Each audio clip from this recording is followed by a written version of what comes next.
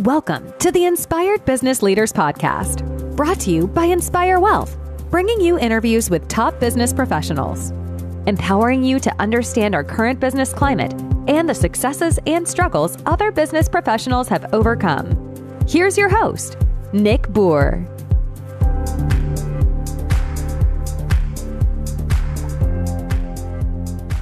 Hello and welcome to the Inspired Business Leaders Podcast. Today we have Celia Meisel with us. And Celia, start a little bit with your background and your entrepreneurial journey. I know I'm excited to hear because I know you're a fourth generation entrepreneur and business owner.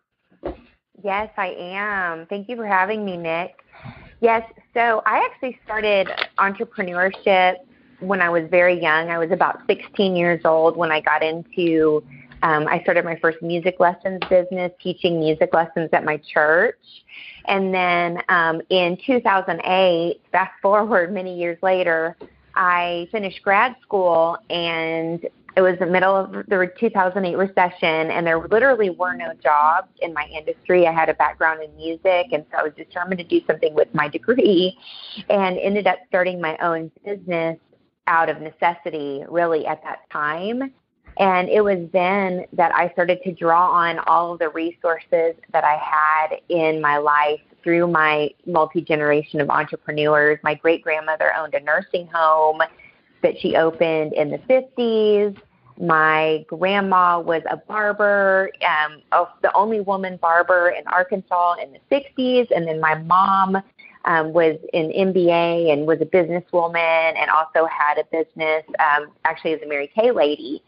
So, and then my sister's an entrepreneur as well. So I drew from like all of my resources that I had of every little business thing that I had ever learned and put it together to start up this business on my own in 2008. It was literally like a lot of it just figuring out on my own and doing what I could do to get my first clients. Wow, I think that's great, because you obviously, being a fourth generation entrepreneur, I mean, obviously says something in itself. In addition to that, though, based on what you just described, obviously different backgrounds of those generations, different entrepreneurial journeys. And I think that's great that in a time, maybe not just of need, but in a time where the U.S. and the economy was floundering, you took advantage of that and started a business. And I give you a lot of credit for that. Thank you. Yeah, my husband, he was a band director, and so he started sending me students. He was calling me up and he'd say, okay, so-and-so needs music lessons. I'd say, okay, send them my way. And so there was, I looked for opportunity where it was available and where there was interest, and then just built and grew from there. Wow, that's great. That's great. So, and I know, your current business that you own, I know also came out of, now again, I'm not going to say necessity, but I'll say came out of in a floundering economy and situation to where now you're really thriving, and I want to hear more about it. So I think you launched when? April of 20 was when you launched your business? Well, so there's been many iterations. I would say that I've evolved like 3 or 4 times since 2015. Okay. So my sales consulting and training business launched around like 2018 and 2019. And then just about last November, I moved into more of like the systems and processes and sales as a result of the pandemic. Okay. So, yeah, that's a little bit about around the timeline. Okay. So let's talk a little bit about, you've got that, you've had some things, like you said, have evolved. And so tell me in your own words, how do you feel COVID and the pandemic has kind of helped you shift and mold your business into what it looks like today? Yes, that's an excellent question. So I'll share a little bit of the journey so I can get to that point. So what happened was, right before the pandemic and COVID, I was primarily focusing on being a sales coach and a sales trainer. And what happened was a mentor that I was working with she basically got a call that somebody needed all of their events had shut down, their in-person events that people do, training and seminar events that they'll usually do to lead into selling their high-end programs. And all of those were shut down. And so she called me in to train and run her sales teams during the pandemic. And so what I did was I put the coaching side of my business on hold and started focusing on consulting and doing done-for-you sales and kind of done-for-you sales process work with people, including these virtual events. And it was amazing because while people were in lockdown, which wasn't amazing, we were over here helping clients to generate millions and millions of dollars in sales online, through Zoom, through virtual events.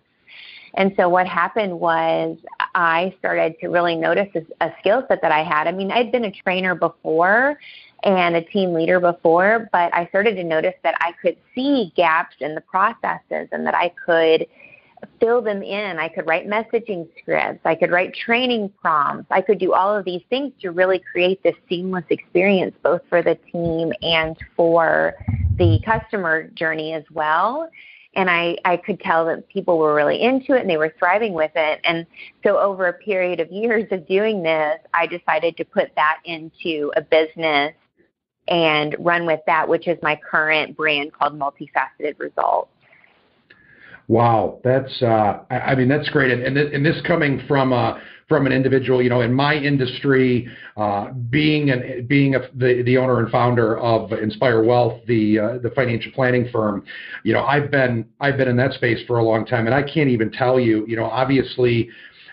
With our industry, I also did a lot of in-person events, educational events, workshops, and COVID definitely really shut all those down, just like you were saying, is a lot of the training and the in-person stuff. So to hear the success that you guys had, taking it virtually and really having success on the sales training side and the processes side, that's really impressive, because I know from my own point of view, that was a big thing that I really had to adapt and evolve during that time. And now, a lot of my industry really just started doing and learning social media and digital marketing and the digital side of trying to obtain clients. So I can definitely relate to the sales training and the processes and creating new systems to adapt to the virtual mindset. So I give you a lot of credit to that. Yes. Thank you. Yeah, so let's, obviously this is going to dovetail into a little bit of the next question.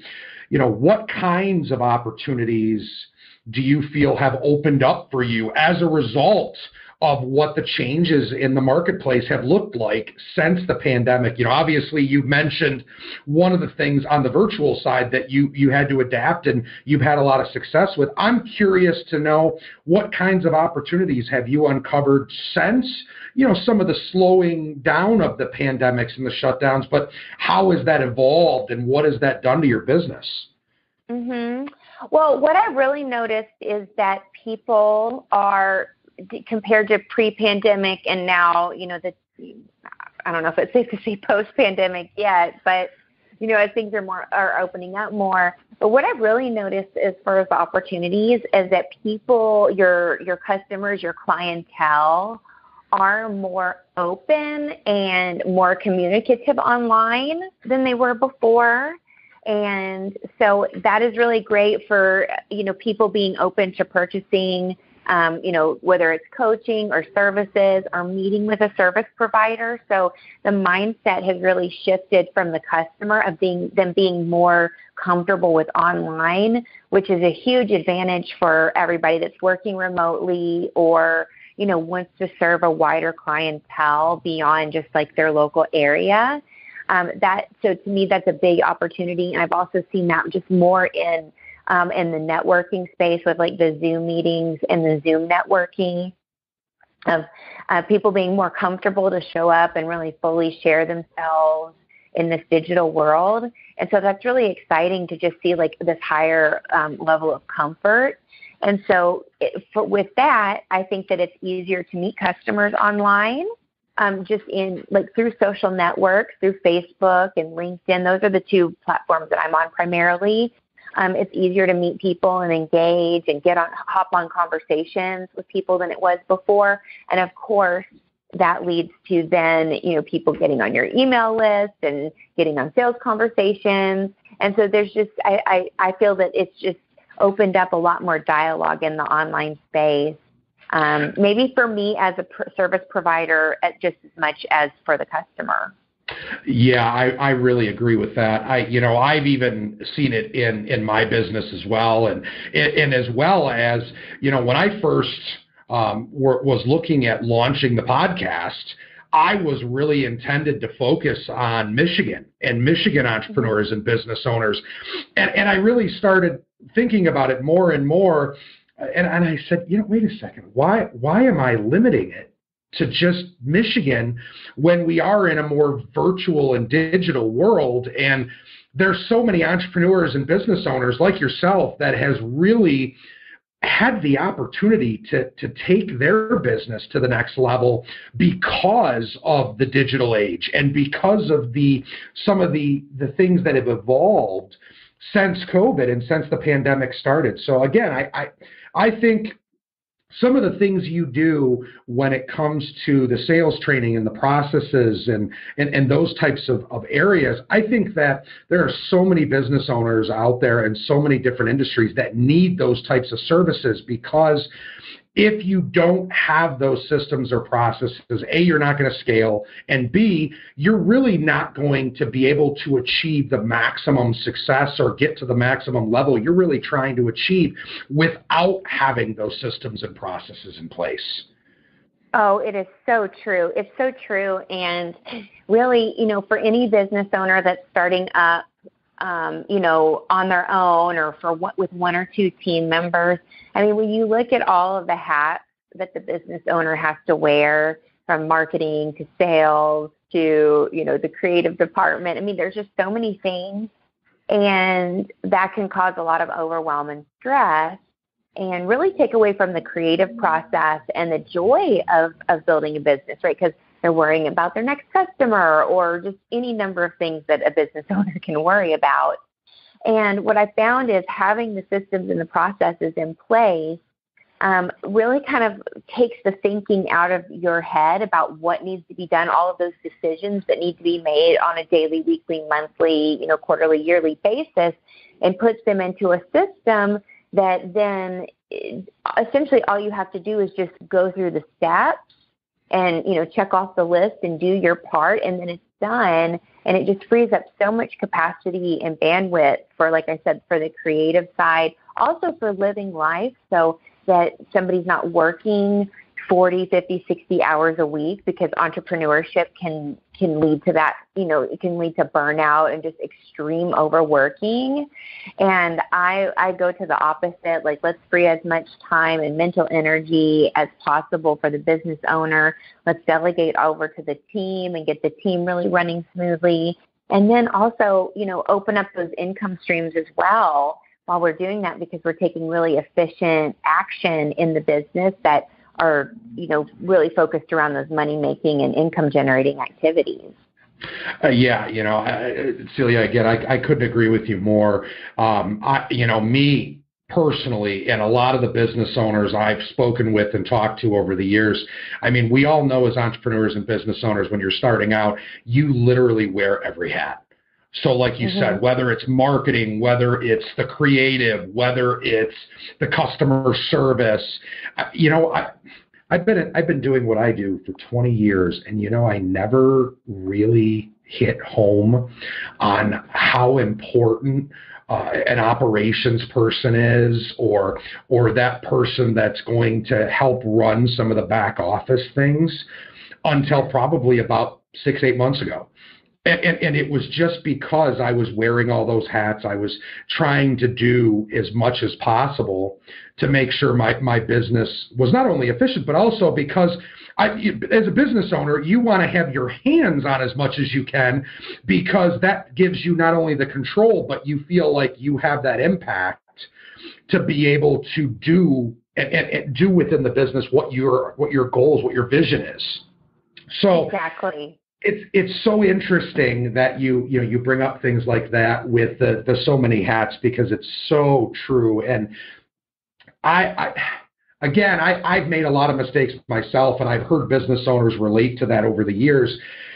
And I do think that entrepreneurship and a small business owner, depending on the industry you're in, it could absolutely lead to burnout. It could absolutely lead to overwork. My wife tells me all the time, like, hey, can't you like put that down? Or, are you sending an email, or what are you doing? And it's like, listen, I have a flexible schedule.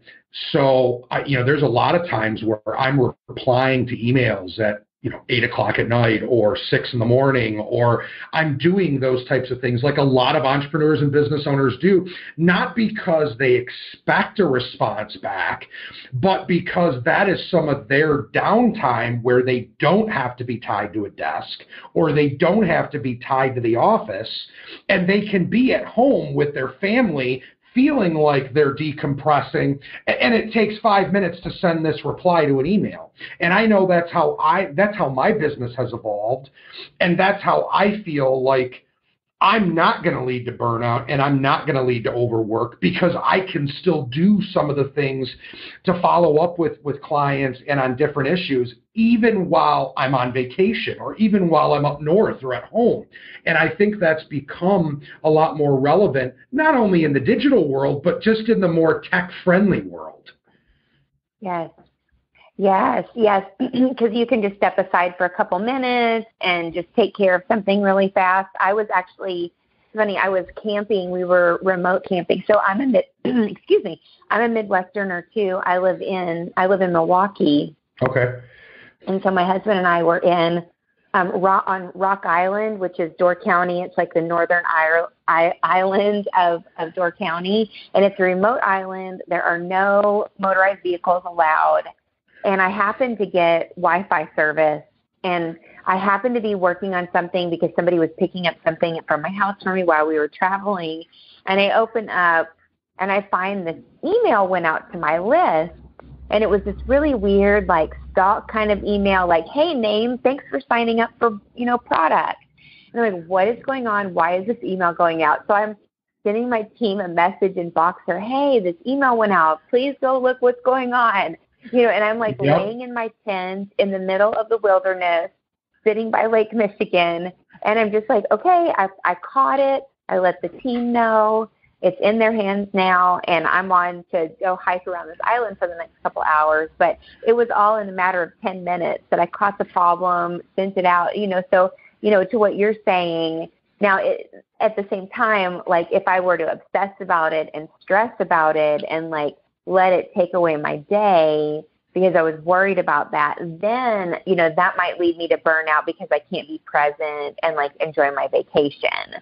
That's so I think there's like correct. The mindset component is so important of like, hey, I do it. I trust that it's done. It's handed over, and now I'm on with my day. Completely agree. I completely agree. So I'm curious.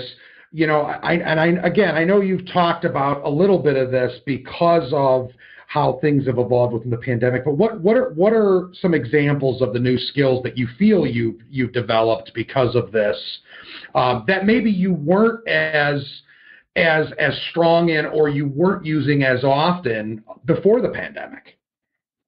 Yeah, so definitely the documentation of processes.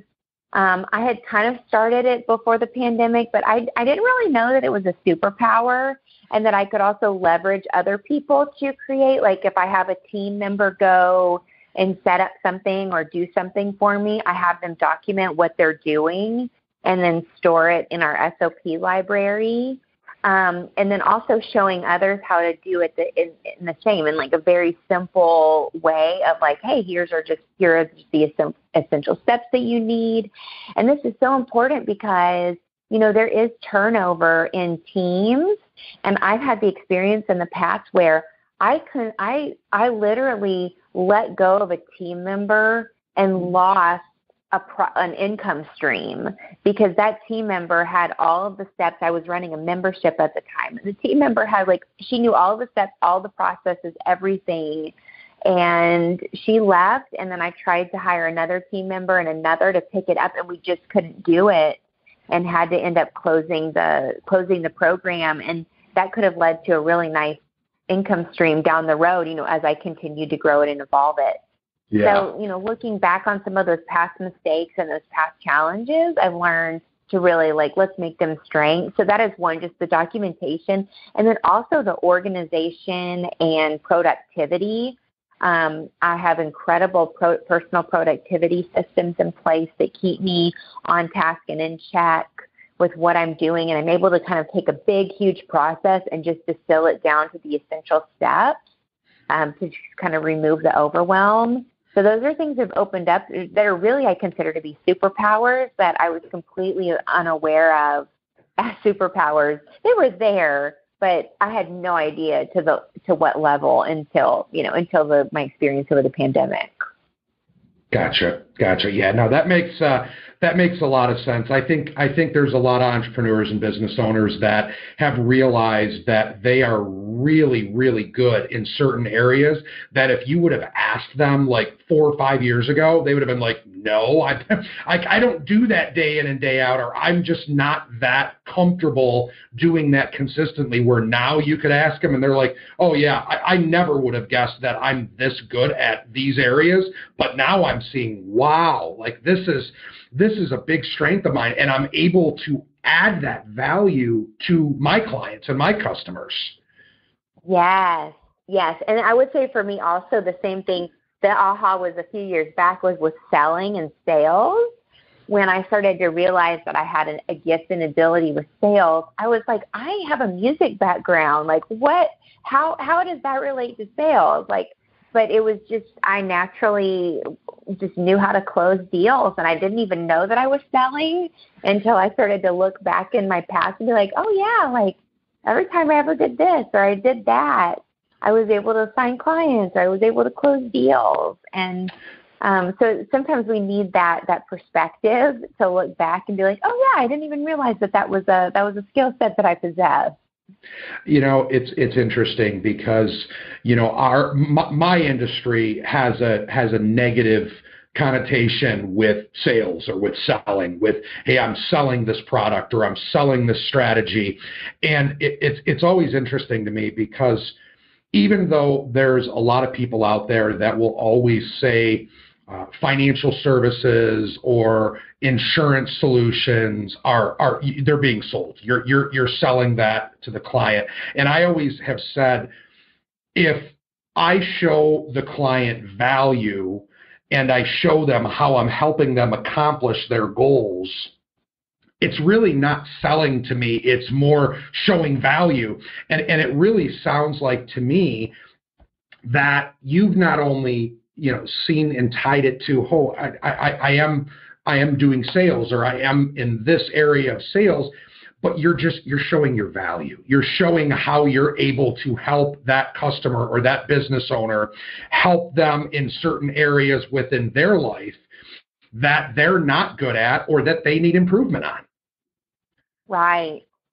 And that's really where the marketing has to work, right? So that when the customers come, they're warmed up, they haven't, they have some awareness of the problem, they're looking for a solution, right? Because there's different types. If somebody's going out and they're cold calling, and then they're pushing a hard sell, I think that's where the sales gets a bad rap. Yep, for sure. It's just kind of the sleazy selling. But if you take people that are more heart-centered, that really care about their customers and, just have high integrity, yes, it's definitely more of a value add, relationship building, / strategic process as well that ultimately, is a win-win for all parties involved. Absolutely. Yeah, absolutely. I couldn't agree with that more. So let me kind of dovetail into the last question. And I know you've kind of insinuated some of this, so I kind of have a fairly good understanding of where you may go with this, but I'm still curious because I think for a lot of our listeners, knowing if you are a business owner or an entrepreneur, how are you utilizing and using some of the skill sets that you've really evolved into and you've grown into through all your growth in your business to really help support businesses and to help them solve problems or help them take their business to the next level? Mm-hmm. So, well, the first thing was launching my brand, Multifaceted Results, and I have rolled out a couple different programs. I have some done for you consulting where I come and like become a member of the team for a short time and do an in-depth assessment and work and train their team members. That's more of my higher level work. Where I can come in and just kind of clear out the chaos and clutter that's being dealt with, because sometimes, just entrepreneurs can't see, even the teams, they brought on the wrong team members that can't quite fill the roles that they're in. We can help do some restructuring of the team. Yeah. So that's really fun. And then also just doing coaching and training. So I have a program that people can come and learn and train with me on their sales and on their processes and productivity. And I mean, I looking back a couple of years ago into the future and knowing that I'd be doing this, I would just have been, like kind of we talked about earlier, just like floored that this would have been where the direction is taken. But ultimately, supporting business owners to feel like happy and enjoy their business and enjoy their lives, because I think that's the biggest thing is like being able to enjoy your family and enjoy your vacations and have time off and know that you can go to sleep at night knowing that your systems are running, that your processes are there, that, your team doesn't have to constantly track you down for answers. So teaching resourcefulness on the team and and also leadership skills as well is a big part of that. So those are a number of the ways that I'm doing it, hands-on with clients. Yeah, and I think those are all so important. And I think that a lot of business owners, when they really get a chance to take a step back and evaluate what's working and what's not, and what areas they really feel they need improvement on, and what areas can make their business more efficient and more effective. I think there's so many things that you do that you can add value to your customers and your business owners that you work with. I just think that business owner needs to be able to take a step back and give that perspective, though. And I think that's probably the hardest thing, is that business owner being able to take a step back for a minute and say, well, wait a second.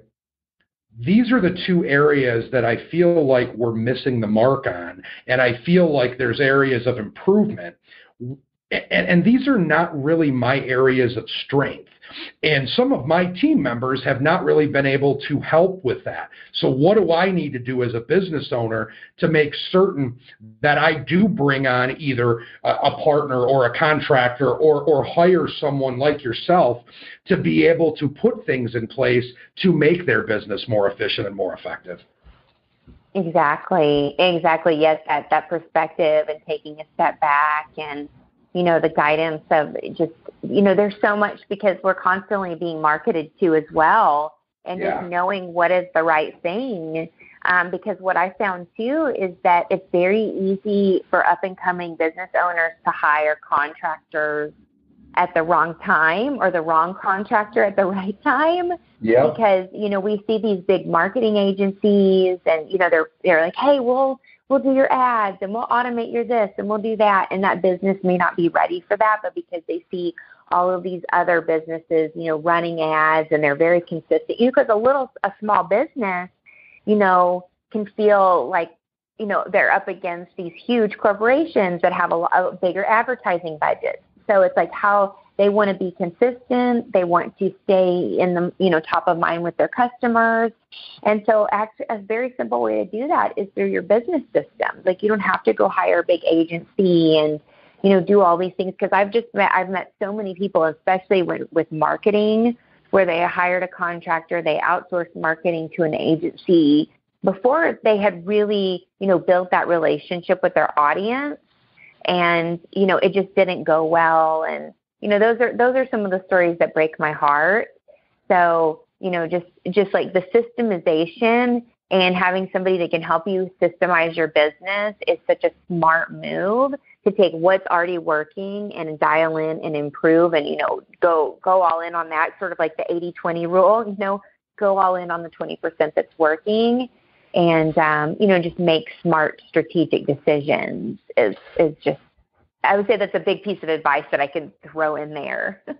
Yeah, I couldn't agree more on that. I think that's a big piece that sometimes that business owners need to take that fresh perspective and take that input from someone like yourself that can give them that fresh perspective, fresh set of eyes. What is really the best area, or the 20%, as you say, that's working? How do we maximize that? So right. So Celia, let me close up with this. So if someone listening here wants to have an initial consult with you and wants to see what you can do to help them with their business, what's the best way to get in touch with you? Yes, so I would say they can go to my website, to multifacetedresults.com, and there's a contact page. They can contact me there. You can also find me on LinkedIn and send me a message. I'm Celia Faye Meisel at LinkedIn. I'm guessing that I'll be able to share my links with you, Nick, so people can click and find me easily. And yeah, absolutely. You can find me on LinkedIn and then also on Facebook as well, Celia Faye Meisel. So I would say those are the three ways, but you can direct message me through my website as well. Perfect. Well, listen, Celia, I really appreciate your time, and I really enjoyed having you on the show. I think what you do, you're definitely able to add a lot of value to business owners, and you have a fresh perspective, and even you yourself realize there are areas of strength and involvement that you've even realized that you have a good knowledge and good understanding on through the last few years that you didn't know before that. So right. I think that's great, and I think that I wish you continued success, and I appreciate your time coming on the Inspired Business Leaders podcast. Thank you for having me, Nick. Hey, thanks everyone for listening, and look forward to talking to you and you listening into the next show. Have a good day.